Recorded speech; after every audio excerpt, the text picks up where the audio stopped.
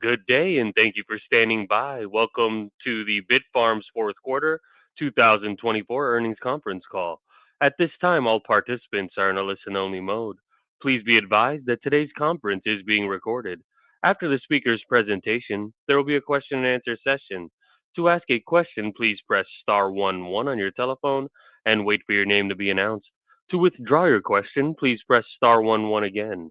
I would now like to hand the conference over to your speaker today, Tracy Krumi, SVP of Investor Relations and Corporate Communications. Thank you.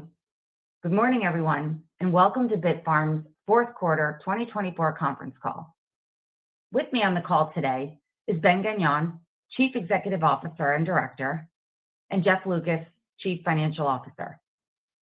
Before we begin, please note that this call is being webcast with an accompanying slide presentation. Today's press release and our presentation can be accessed at our website, bitfarms.com, under the Investor section. Turning to slide 2, I'd like to remind everyone that certain forward-looking statements will be made during the call and that future results could differ from those implied in this statement. The forward-looking information is based on certain assumptions and is subject to risks and uncertainties, and I invite you to consult BitFarms' MD&A for a complete list. Please note that references will be made to certain measures not recognized under IFRS and therefore may not be comparable to similar measures presented by other companies. We invite listeners to refer to today's press release and our MD&A for definitions of the aforementioned non-IFRS measures and their reconciliation to IFRS measures. Please note that all financial references are denominated in U.S. dollars unless otherwise noted. And now, turning to slide 3, it is my pleasure to turn the call over to Ben Gagnon, Chief Executive Officer and Director. Ben, please go ahead. Thanks, Tracy, and thank you, everyone, for joining us today. On today's call, I will be discussing our 2024 and year-to-date 2025 accomplishments and providing an overview of what the new BitFarms is focused on in 2025 and beyond. Turning to slide 4, BitFarms is a completely different company than we were at the beginning of 2024. Across nearly every dimension, we have rapidly transformed ourselves from the international Bitcoin miner to a North American energy and compute company. The improvements speak for themselves. In our Bitcoin compute portfolio since January 1, 2024, we've nearly tripled our hash rate to 18.6 exahash under management and improved our efficiency by 45%, reaching our Q2 2025 efficiency guidance of 19 watts per terahash 3 months ahead of schedule. Both of these improvements were driven by our fleet upgrade, which reduced the average age of our active miner fleet from approximately 3 years old to approximately 1 year old today. In our energy portfolio over the same period, we've increased our energy capacity by over 90% to 461 energized megawatts today. We've built an energy pipeline of over 1.4 gigawatts, with nearly 80% based in the U.S. And we reduced our expected average price of power to 4.3 cents per kilowatt hour and achieved far greater control over our energy costs through our PJM portfolio. With higher efficiencies in our compute portfolio and lower energy costs in our energy portfolio, we have driven nearly a 50% reduction in our hash cost to roughly $22 per petahash. This largely de-risks our portfolio and provides a foundation of higher levels of profitability and cash flow through 2026 and beyond, while we focus the company and our capital on new growth opportunities in the U.S. and with HPC. Importantly, BitFarms is now a U.S.-focused company, with the vast majority of our pipeline in the U.S. for the first time in our 8-year history. The U.S. now represents 33% of the energized megawatts in our portfolio, and this is expected to increase to nearly 80% over the coming years as we execute on our growth pipeline, almost all of which is in the U.S. Our momentum has only accelerated during the first quarter. We've closed our transformative acquisition of Stronghold Digital Mining, the largest M&A deal between 2 public miners in our industry. We closed the strategic sale of our 200-megawatt Iguazu data center, our largest site ever constructed. We advanced our HPC and AI strategy with the engagement of 2 new advisors.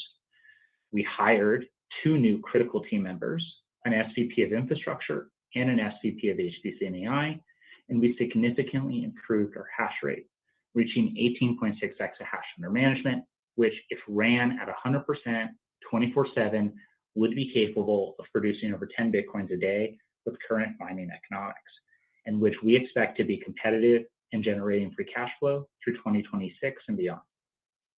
We are a very different and a much stronger company today than when we started or even ended last year. And I would now like to spend some time discussing how our 2 most recent transactions were such big drivers in our transformation and why they have set us up so strongly for an exciting future in 2025 and beyond. Moving to slide 5. Just last week, we announced both the close of our acquisition of Stronghold Digital Mining and the close of the strategic sale of our Iguazu site in Paraguay.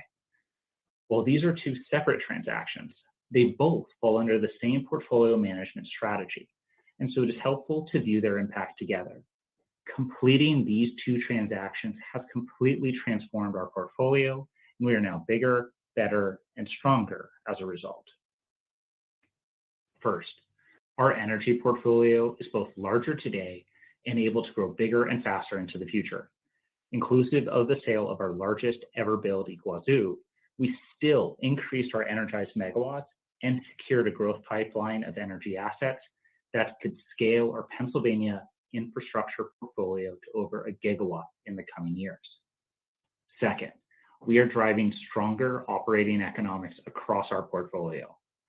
By switching to more cost-effective American energy and by managing our energy costs through the use of PJM's robust power trading, curtailment, and demand response programs, we are able to reduce our number 1 operating expense, energy. Controlling our energy costs is critical to controlling our future, and we are now able to do so with much greater scale, precision, and flexibility with our growing PJM portfolio. Lastly, both of these accretive transactions have better capitalized us for 2025 and beyond for the following reasons. First, the sale of Iguazu reduced our planned CapEx requirements for 2025 to less than $100 million, 20% lower than we laid out at the start of the year, and frees up the invested capital and profits from the sale of our Iguazu site for reinvestment in U.S. infrastructure. Second, we've avoided the additional significant expenses that would have been required to both complete construction, energize, and fill the 200 megawatt Iguazu site with new miners. We estimate this to be a savings of $325 million. And third, with Stronghold, we acquired 2 fully operating sites, both of which have been upgraded over the last 4 months with our hosting agreements. This transaction was primarily paid for in equity, and all Stronghold loans have been paid in full, saving significant interest expense and preserving our financial flexibility to work with strategic financing partners for potential HPC and AI projects.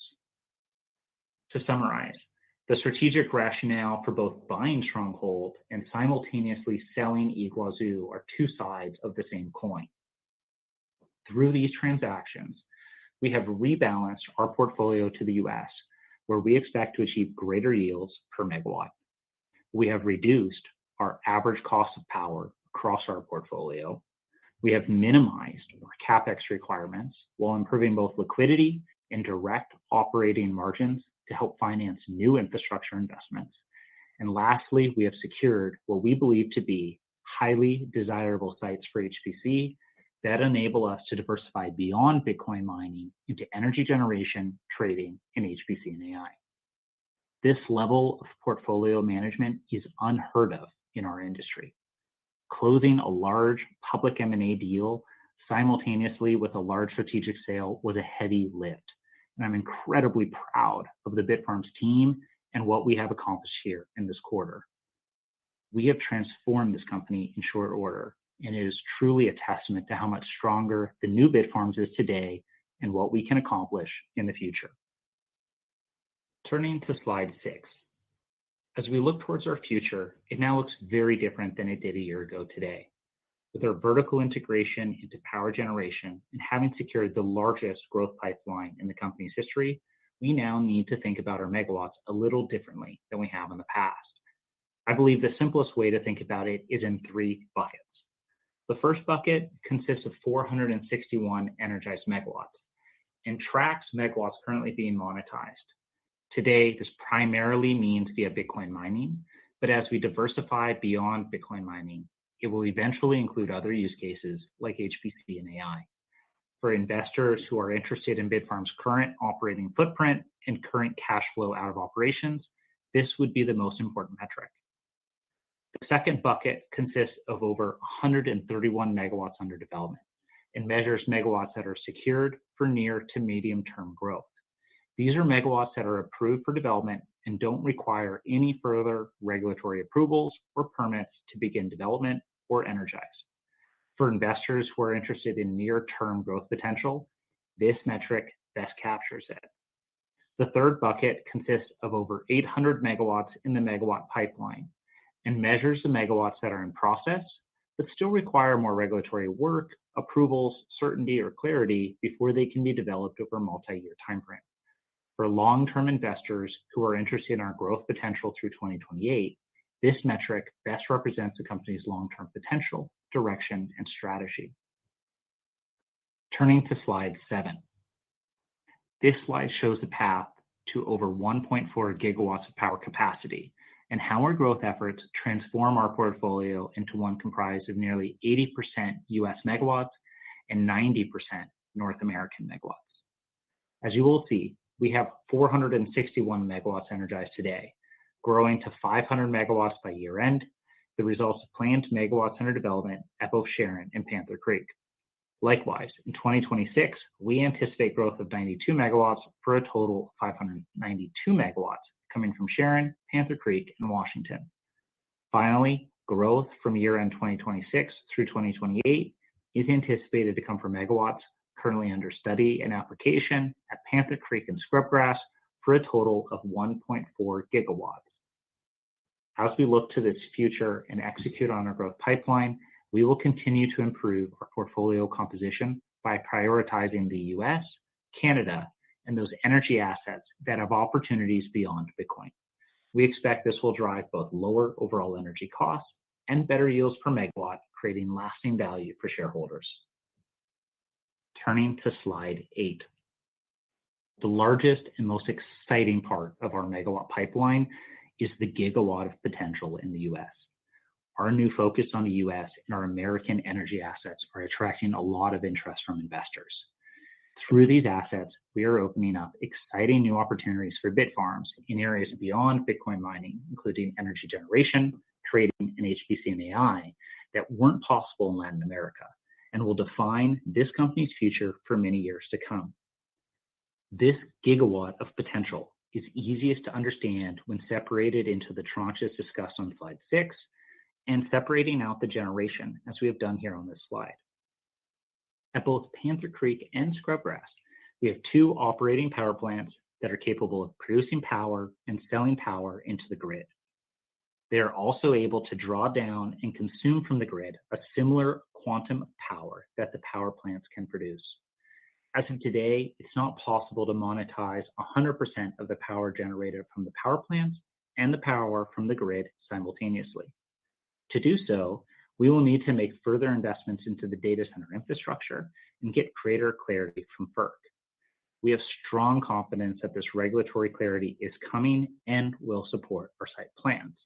And while this regulatory approval process is ongoing, we can choose to provide 142 megawatts of power for the existing data centers from either the power plants or the grid at our discretion. Currently, our data centers are being supplied by the power plants as the lower cost option. Beyond this, we also have 6 different power applications across the 2 sites that are well underway and at various stages in the approval process, but cumulatively have the potential to scale both of these sites between 400 and 500 megawatts by 2028. Lastly, with 120 megawatts of potential, Sharon is the smallest Pennsylvania site, but still bigger than any of our sites outside of Pennsylvania. Sharon has 12 megawatts operating today, increasing to 30 megawatts in the second quarter. Sharon also has 80 megawatts actively under development for 2026 and 10 megawatts in the pipeline that is subject to additional reviews, studies, and approvals for a total of 120 megawatts. The three sites add up to a cumulative 1 gigawatt of potential. Turning to slide 9. I'd like to take a minute now to touch on our HPC and AI strategy in more detail and discuss a few key strategic moves we've made in the last few weeks that have positioned us very well to capitalize on this massive growth opportunity. Just last week, 7 members from our team participated in the annual NVIDIA GTC conference in San Jose. Our team was booked back to back with potential partners in the space from all angles, including financing, development, infrastructure, and end-use customers. Most of the interest was focused on 3 things: power, land, and fiber. And that's what we have in spades at all 3 Pennsylvania sites. Having met one-on-one with over a dozen respected counterparts in the space, the feedback was all incredibly positive and exciting. Each site has power availability in the short term, long-term growth potential, and multiple sources of power, including on-site generation at Scrubgrass and Panther Creek. Having multiple sources of energy improves reliability and reduces anticipated CapEx and OpEx for HPC and makes these sites very appealing for potential HPC customers, especially hyperscalers. This message was reinforced in Jensen Huang's address at GTC, as power opportunities are in short supply and are the primary bottleneck on growth. At BitFarms, we've known this for a long period of time, and it's one of the many reasons why our team was so bullish on the Pennsylvania sites. On the back of our pivot into HPC, we've also made 2 critical hires: James Bond, our new SVP of HPC, and Craig Hibbard, our new SVP of Infrastructure. James is a subject matter expert in HPC and AI with over 20 years of experience and joins us from Hewlett-Packard, where he spent 15 years leading their North American HPC and AI infrastructure platforms category, which grew to $2 billion in 2024, representing 160% year-over-year growth.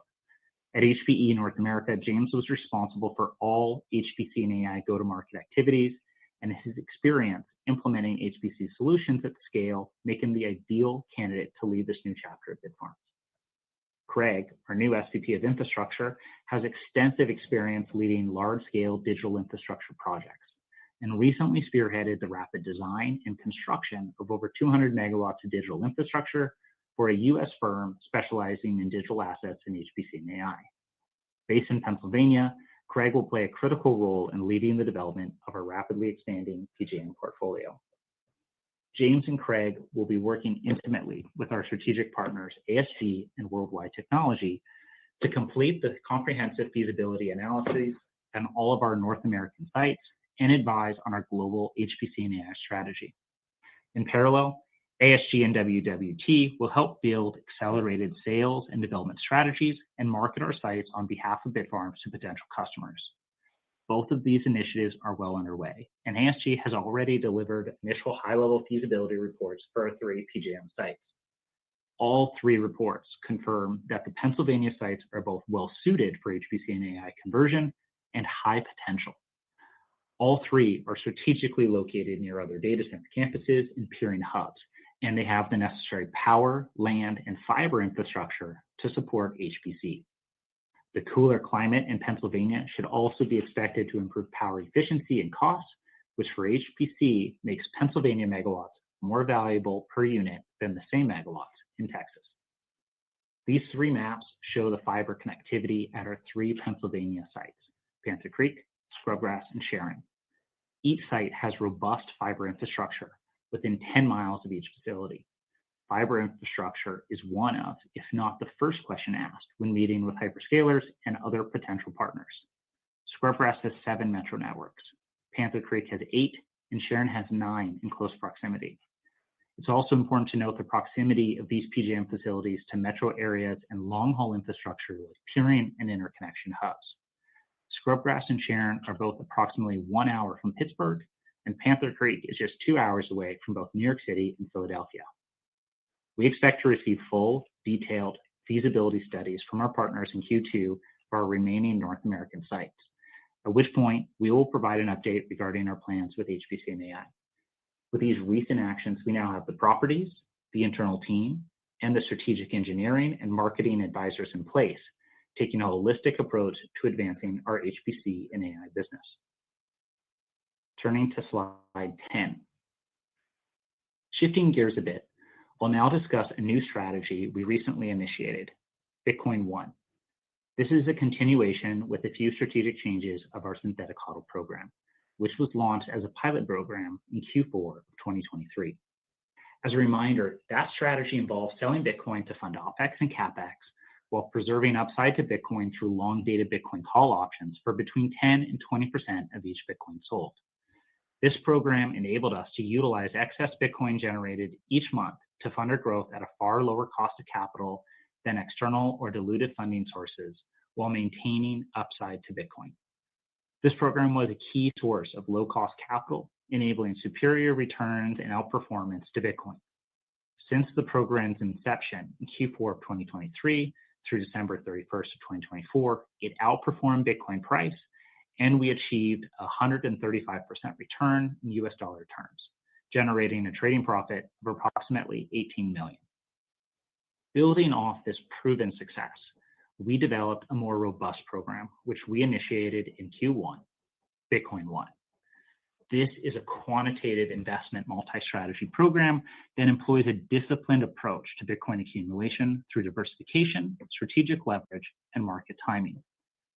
Bitcoin One focuses on active Bitcoin treasury management through discretionary and rules-based trading algorithms, and an active managed volatility targeting program that trades crypto volatility as an asset class and harvests the risk premium that arises from that volatility. This program is positioned for the ongoing maturation of the digital asset ecosystem, providing a scalable and risk-managed solution for BitFarms to monetize Bitcoin's volatility. We believe that the combination of Bitcoin One and the predictable cash flow of Bitcoin from our mining operations gives us a unique advantage in both markets that enable us to drive better probabilistic returns and accumulate more Bitcoin faster and cheaper. Turning to slide 11. In summary, we've made significant progress here today and expect this momentum to continue throughout the rest of 2025.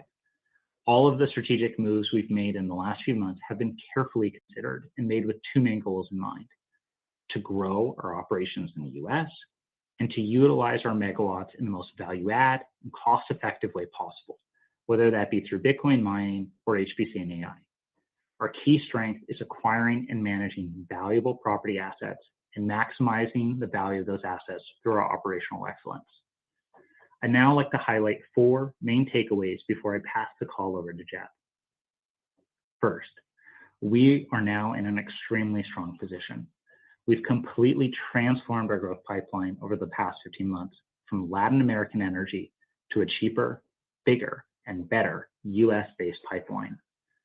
Second, our Bitcoin business is strong, and we remain bullish on mining economics for the mining fleet that we have. With our lower hash costs derived from our competitive energy prices and greatly improved efficiency from the fleet upgrade program, we anticipate that our Bitcoin compute portfolio largely de-risks the business through 2026 and should provide a strong cash flow and low CapEx foundation for the company as we look to diversify beyond Bitcoin mining. Importantly, with this new competitive fleet that we now operate, we have no need nor plans for a large miner purchase in 2025 or 2026, and will instead focus our efforts and capital on developing US energy and HPC infrastructure.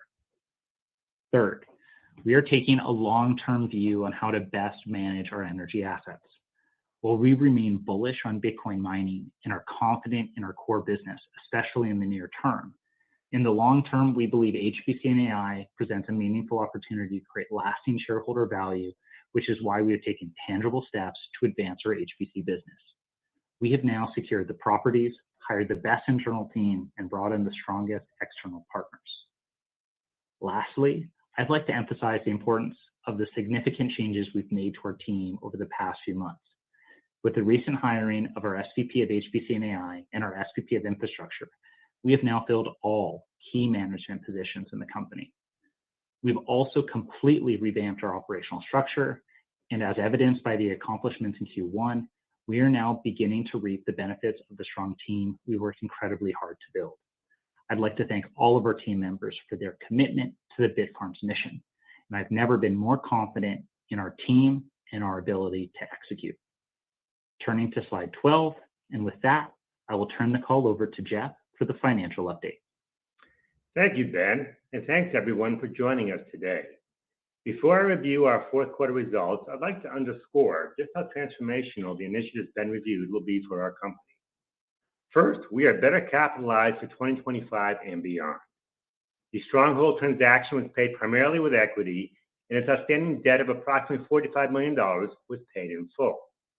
The sale of Iguazu reduced our planned CapEx requirements for 2025 to less than $100 million, 20% lower than originally planned, freeing up invested capital from the sale for reinvestment in U.S. infrastructure.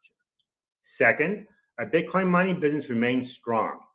With the lower hash cost of our new fleet, our Bitcoin mining portfolio is largely de-risked and positions us to build from any potential BTC upside. Importantly, we have no plans for large miner purchases in 2025 or 2026, and will instead focus our capital on developing U.S. energy and HPC infrastructure.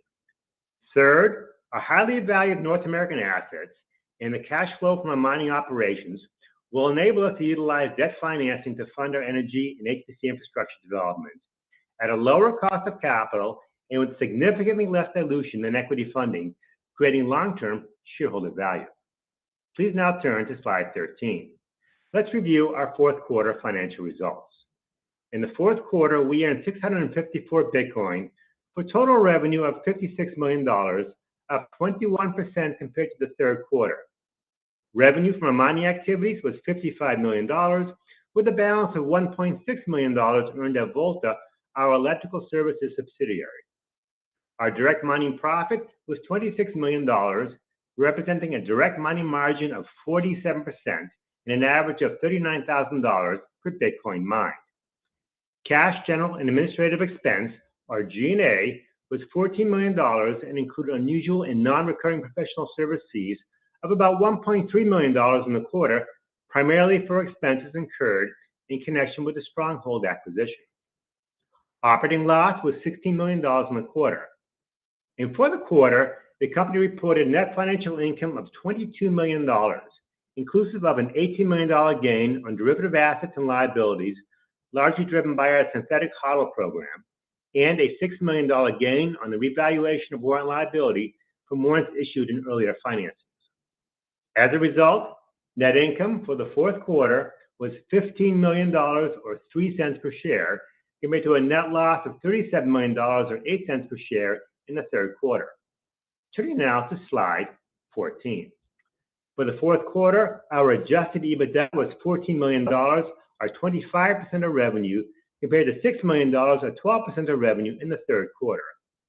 As we've noted in previous quarterly earnings calls, our adjusted EBITDA is very straightforward, being purely a measure of the cash profitability of our mining operations and the profit contribution of our Volta subsidiary. We do not reflect mark-to-market adjustments of our Bitcoin holdings or any other balance sheet valuation adjustments in our adjusted EBITDA. Now let's turn our attention to fourth quarter operating performance and per Bitcoin metrics. Gross mining profit in the quarter was $26 million, or 47% of mining revenue. Our direct mining cost per Bitcoin in the fourth quarter was $40,800, with all-in cash cost to mine a Bitcoin at $60,800, compared to revenue per Bitcoin earned at $83,400, resulting in cash profit per Bitcoin of just over $22,600.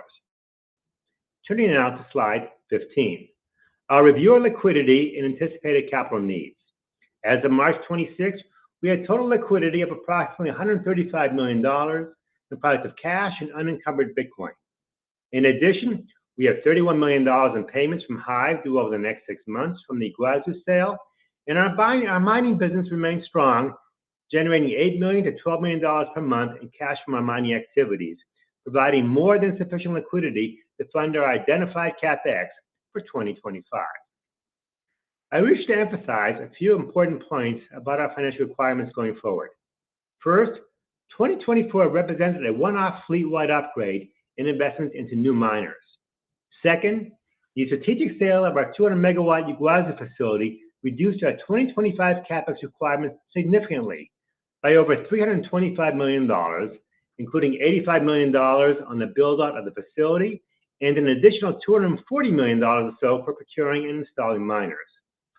Third, with the Yguazu sale done and our fleet upgrade largely complete, the company has no identified plans for large miner purchases in 2025 or 2026. So, for the balance of 2025, identified capital expenditures, including infrastructure development and the remaining deployment of our miner upgrades, are projected to be under $100 million, with the lion's share of that capital being invested in infrastructure to increase our megawatts under management from 460 megawatts today to 590 megawatts in 2026. Lastly, with virtually no debt on the balance sheet and strong cash flows from our mining business, we believe we have a lot of options to finance potential HPC and AI projects and are engaged in active discussions for development of our North American sites. Turning now to slide 16. Before we proceed to Q&A, I'd like to echo Ben's enthusiasm about the strong position BitFarms is in with some market commentary on Bitcoin mining economics. While we recognize that Bitcoin price pulled back during the first quarter, we believe the current mining sector represents a potential opportunity for investors of most publicly traded miners, especially BitFarms, and here's why. This hash price sensitivity table shows our best current estimate of mining economics for 2025 and 2026. On the y-axis is Bitcoin price.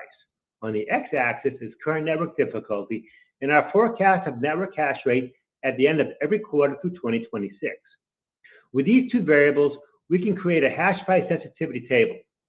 To make the chart more impactful, we overlay an implied direct mining margin relative to a hash cost of $22 per petahash and our best forecast on expected Bitcoin price ranges per quarter through 2026, as represented by the highlighted sections outlined in black. This table makes it clear that when combined with competitively priced electricity like BitFarms has, new-gen miners are largely insulated from Bitcoin price pullbacks and are expected to generate free cash flow in even challenging macro conditions during 2025 and 2026. Assuming Bitcoin at $80,000 today, with 20 watts per terahash efficiency and $43 per megawatt hour electricity costs, a miner would achieve a direct margin of roughly 50% with substantial potential upside to rising Bitcoin prices. If Bitcoin is able to stay over $100,000 or $125,000 for most of 2025, direct mining margins should range between 50 and 75% for the year. This is an industry that could perform quite well in 2025. With that, I'll turn the call over to Ben before we commence Q&A. Thanks, Jeff. Just like to reiterate for everyone that our original investment thesis on Bitcoin remains unchanged. We continue to believe that 2025 will be bullish for Bitcoin mining economics, and it has high potential to create a lot of shareholder value in 2025 from our existing fleet and footprint. We expect a probable correction in mining economics in 2026, driven by continued network hash rate growth and a correction in Bitcoin price from a new all-time high, which we expect to set later in 2025. This dovetails well with a more realistic expectation for bringing in HPC revenues in 2026. Even with a 2026 correction under these conditions, it would likely bring us back to similar levels of hash price economics and direct margins that we see today, which are healthy. This is the base case, and there is a lot of upside potential and exposure to rising Bitcoin prices, especially in 2025. Thank you. And with that, I will pass the call back to the moderator for Q&A. Thank you. As a reminder, to ask a question, please press star 11 on your telephone and wait for your name to be announced. To withdraw your question, please press star 11 again. One moment for questions. Our first question comes from Brett Knoblauch with Cantor Fitzgerald. You may proceed. Hi, guys. Thanks for taking my question and congrats on the two new hires. It's nice to see. As maybe you look at the stronghold sites, Clearly, there's a plan for you guys to potentially use those for more AI HPC capacity rather than Bitcoin mining. I guess could you just give us an update on timing there from a regulatory stance of what you guys need when you expect to get those approvals, and to what extent the site as is today is of interest to potential partners without those approvals, or do we need those approvals first? Thanks, Brett. Yeah, so there's a couple of different, buckets of energy there at the Stronghold site. As I spoke to on one of the earlier slides, for the existing generating capacity and the existing grid import capacity, there's no further regulatory approval to operate either of those. Right now, we can either provide power directly from the generating assets to the data center, or we can draw down a similar quantum of power from the grid. Where regulatory approvals come into play is when we're trying to look at a configuration for all of the megawatts on those sites. So that's the additional megawatts that are under study and application, which can be as fast as maybe 12 months and as long as 36 months across the 6 different applications in the 2 different sites. But I think what's really interesting for the HPC potential here is that we have immediate power capacity now in 2025 that we use early now for HPC. It would be available in the 2026 timeframe, and this has a multi-year growth potential. And when a lot of these hyperscaler or HPC customers are looking to invest, 100 megawatts, I think is sort of around the line. Sweet spot. Really what they're thinking about is, I'm going to make investment into a site on a multi-year time frame. I want to know that I'm going to be able to expand and grow beyond that 100 megawatts. And that's really when those regulatory approvals then play on that larger scale or scale. Awesome. Really appreciate it. And then, Jeff, maybe a question for you, just on the CapEx side. I know you guys said you're expecting less than $100 million in CapEx for this year. Could you maybe just bucket that? I guess how much of that is going towards Bitcoin mining versus maybe how much of that is going towards infrastructure that could potentially be leveraged or used for AI HPC? Sure. Very glad to do that here. So, as I mentioned, we have less than $100 million of capital expenditures, more like around $95 million for the year. Really, Brett, only a small portion of that's going to be going towards miners, and that's really more logistics costs associated with implementing and completing out the upgrade program that we began actually in 2024. So around $7 million of the 95 is going towards that. The balance of the money really is going towards building out the infrastructure, predominantly regarding Stronghold and at the sharing facilities here, with a smaller portion actually happening in the Baie-Comeau, in the Quebec area, and some final work that's being done in Argentina as well. Perfect. Thank you, guys. Really appreciate it. Thank you. Our next question comes from Mike Colonnese with H.C. Wainwright & Company. You may proceed. Good morning, Ben, Jeff, and team. Congrats on all the progress you guys have made over the recent months here. First one, the HPC AI side, and Ben, you alluded to timeline on the approval and available energy, but it sounds like the early findings from the HPC AI feasibility studies are going really well. And I was just curious, based on conversations you're having with prospective customers, be it hyperscalers or other AI parties, what are their due diligence timelines like, and how would a customer most likely utilize your energy assets at those facilities? Would it be more of a powered shell type setup, fully constructed data center? Just trying to get a better sense of the timeline to monetization if a deal were to be secured over the near term. Thanks, Mike. Yeah, it's a great question. When you're looking at potential deals with hyperscalers, these are not, Bitcoin miners. They're not acting with the same sort of kind of aggressive growth stance where you could get a deal done in a couple of days. These companies really spend a lot of time on their due diligence, and I think an aggressive timeline would be 6 to 9 months. I think a more realistic timeline is 9 to 12, and it could go beyond that as well. The conversations are such though with a hyperscaler that you are going to know fairly early on if the site is not of interest to them. They're not going to spend 6 months to do a quick evaluation. They're going to do a quick evaluation and see whether or not the site is worth investing time into. But to complete the full due diligence, it's probably a 9 to 12 month estimate. Now, when you're looking at how do you build out the timeline and what does an actual structure look like, the opportunities here is that, especially on the powered land and the powered shell components, those are things that you can start in advance of a deal taking place. And it's something that's going to be helpful for advancing the deal while the deal is going through the due diligence process, and also accelerate the timelines and the expected valuation of it, because the timeline to energization here is really what's driving value in HPC deals this year.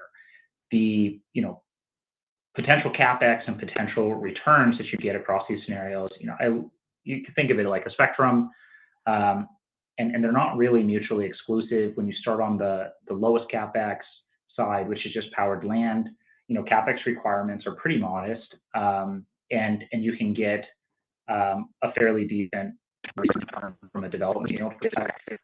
That's something that you can do through average. You don't have to have 100% of those payments or the end customer lined up to start working on a powered shell. And then beyond that, you have full build to suit. So really, you have a spectrum of options. From our perspective, we'd start on powered land, and powered land construction can start in advance of the deal being signed. And it would be helpful for advancing a deal with a potential hyperscaler client. Got it. That's super helpful, Ben. Appreciate that. And on the Bitcoin mining side, I know you guys laid out the 21 exahash target last year. Just curious as to when you'd expect to achieve that. I know you mentioned 18.6 currently operating. And then is there potential or is there a market environment in which you'd potentially expand beyond that number? I know you guys are really focused on developing the power assets and infrastructure. I'm just curious if, let's say, Bitcoin and hash prices were really to soar here, if you'd have the willingness to go ahead and expand beyond the 21. Yeah, it's a good question. We have been making a lot of progress here on our hash rate, especially this quarter. We're at 18.6 as of yesterday, and that number is continuing to track upwards. We're expecting to see continued progress here on our operational hash rate over the second quarter. The big gap here between where we are today and 21 exahash is largely due with the minor repairs, the RMAs, and the upgrades that have been going forward. We recently signed a smaller upgrade deal, so we're upgrading about 4,000 of the miners, and that'll be done in the second quarter. And it's really going to be a function of when the RMAs are completed and when these upgrades are done for us to be able to push that number as close to the 21 as possible. When it comes to future miner purchases, as I said on the call, we don't have any plans right now for future miner purchases. We're really happy and confident with the fleet that we have now. We think it positions us really well for 2025 and 2026. We do have opportunities here for potentially increasing our exahash under management. If other companies or customers would like to pay for the miners through hosting, and we can achieve, I think, better returns on investment with potential hosting customers in Bitcoin mining. But our focus here is really on directing capital to those more sticky long-term assets like the energy infrastructure and the HPC infrastructure. And we just think that's a better allocation of capital for 2025 and 2026. Great. Thanks for taking my questions, Ben. Thanks, Mike. Our next question comes from Mike Grondahl with Northland. You may proceed. Hey, thank you, guys. Ben, you said something in your prepared remarks, and I just want to make sure I heard it right.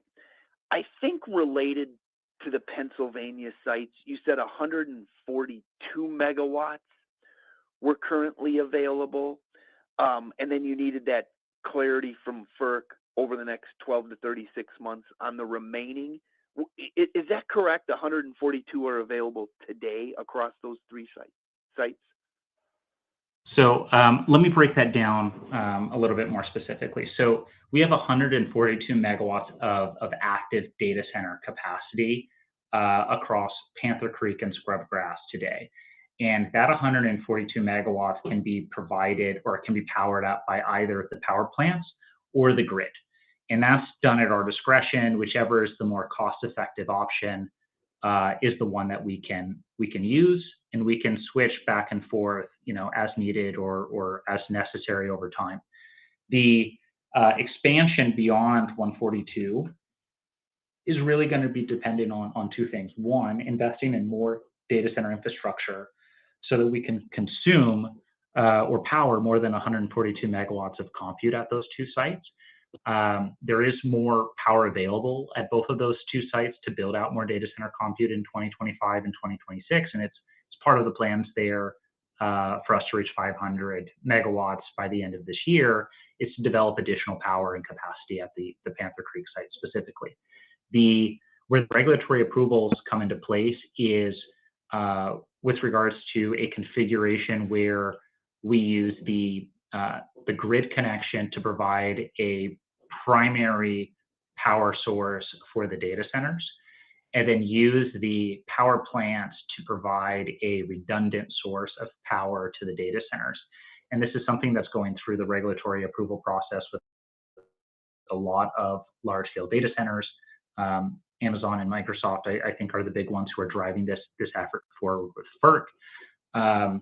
And that's kind of what is going on there with the regulatory approval processes for running both of those simultaneously.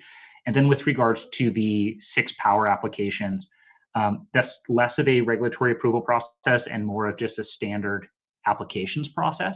Power applications and these large interconnection agreements, they take time to work through the system, and there's a bureaucracy in place there that just takes time. So the fastest that we could expect, I think, any of these applications to be approved and move from the megawatt pipeline to the megawatts under development would be about 12 months. And on the long end for the full scale of those 6 applications, it's about 36 months. Got it. Thank you. And then you also mentioned a Q2 feasibility study.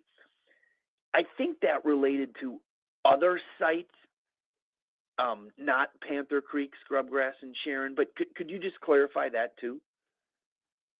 Yeah, so we've engaged our 2 strategic advisors to help us run feasibility assessments across all of our North American sites. So they first prioritized the Pennsylvania sites, Panther Creek, Scrubgrass, and Sharon, but they're also doing Washington and our Quebec portfolios.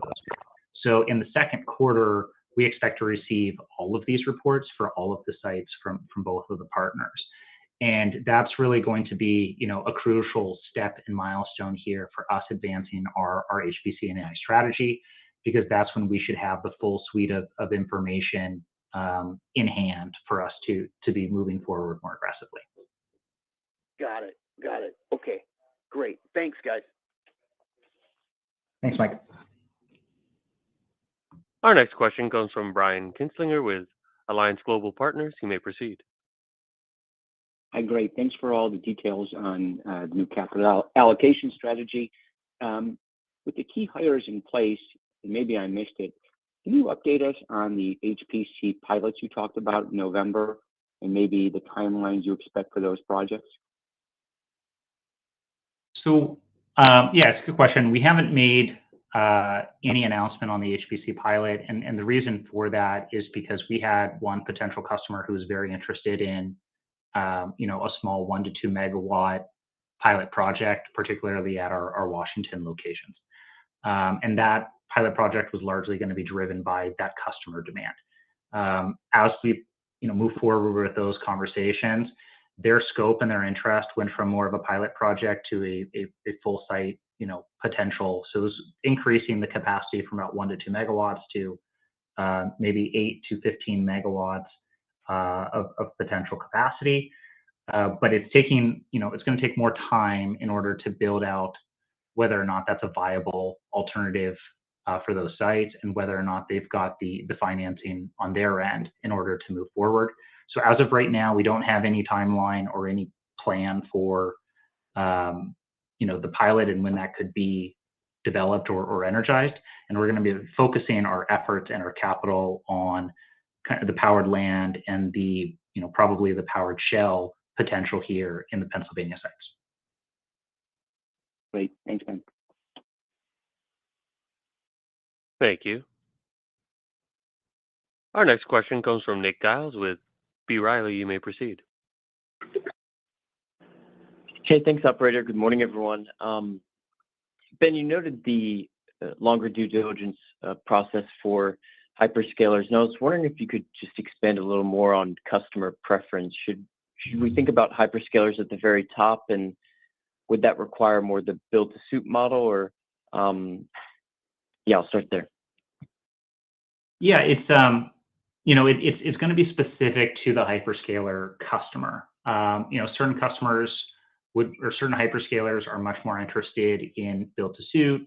Certain hyperscalers are much more interested in powered land and doing everything all themselves. It really depends on the hyperscaler and their strategy. But I think the hyperscaler is the preferred way to go. It is a bit of a trade-off with a non-hyperscaler client. You could probably achieve higher margins, but you have a less strong credit with the counterparty. You're going to have higher cost of capital associated with financing a project with a non-hyperscaler tenant. And so, when you look at the trade-off between margins and cost of capital on a project like that, I think the all-in blended figure favors the hyperscalers over another counterparty. But it's really going to be site and deal and counterparty specific. And so it's hard to say anything definitively one way or the other. I would just say, in general, the creditworthiness of a hyperscaler customer and the lower cost of capital associated with financing a hyperscaler customer and the infrastructure for them is likely going to provide a better return and value for shareholders.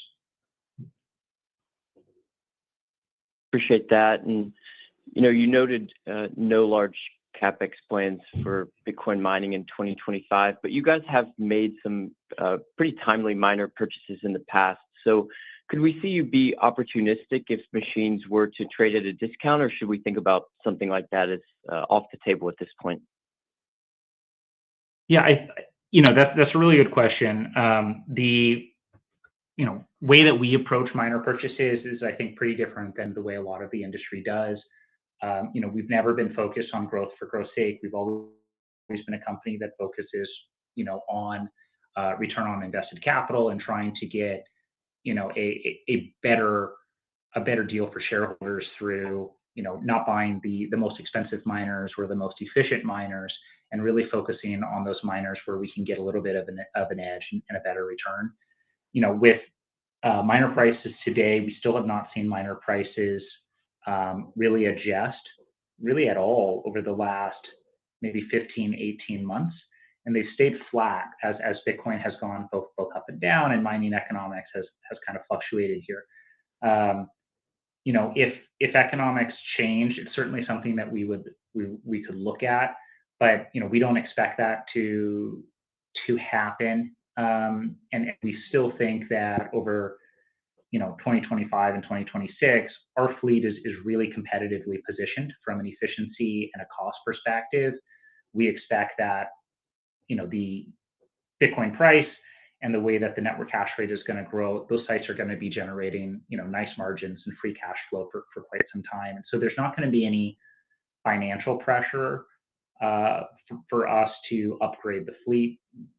We're going to just focus on optimizing the fleet, running it the best that we can, and achieving those diversification beyond Bitcoin objectives that we've outlined. And I really appreciate all the color this morning. So to you and the team, keep up the good work. Thank you. Thanks, Nick. Our next question comes from Bill Papanastasiou with KBW. You may proceed. Good morning, and congrats on all the progress recently. For my first question, perhaps you can speak to the terms that you'd expect to secure from AI HPC hosting opportunities and maybe draw some parallels to how they may differ from agreements that have been signed by some of your peers. I think there's a lot of confusion out there in the market today, and just based on your discussions with some of these counterparties, curious if you anticipate any material changes to economics or demand given the recent headlines. Thank you. Yeah, thanks, Bill. I'm not surprised that investors are a little bit confused because there's been a lot of numbers thrown out there over the last couple of months. I would think that, or it's our position that kind of core scientific CoreWeave deals are probably not likely to be repeated. And especially as you look towards potential hyperscaler customers, deal structures can vary wildly, based on how you actually want to position yourselves or how the hyperscaler wants to position themselves. Triple net leases, I think, are pretty common structures and pretty attractive structures from our perspective when we're trying to focus on the infrastructure and the energy aspects.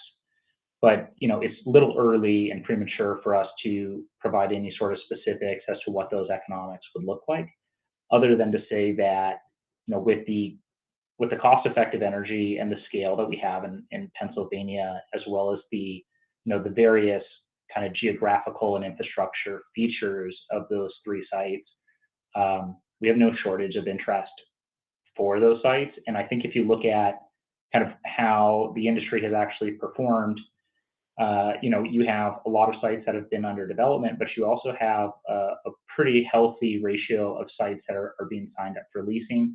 The market doesn't seem to be overheated at all on the infrastructure side, at least in our opinion, or opinion that we've gotten from a lot of our strategic advisors.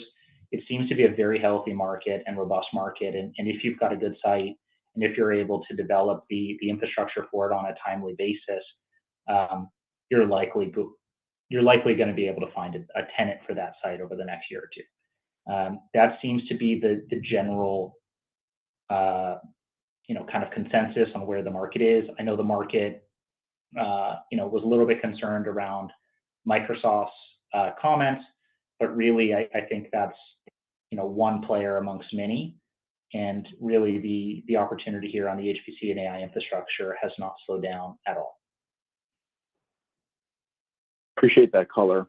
For the second question, obviously we've seen a shift in focus towards the North American portfolio with plans to develop energy and HPC infrastructure.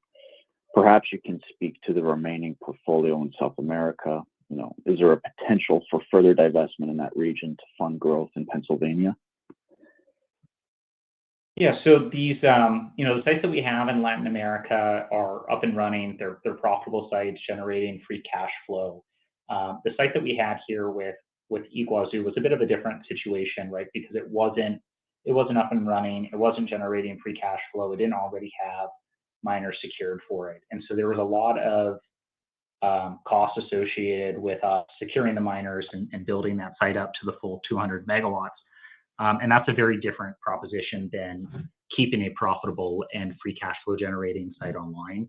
I think that, we don't have, an unhealthy, emotional attachment to any particular site. I think if the economics were compelling, we're obviously going to look at it and look at all those opportunities for creating shareholder value that come our way. But it's a bit of a different basket to be looking at an operating free cash flow generating site versus a site that is not operating and had substantial costs associated with bringing it up and running.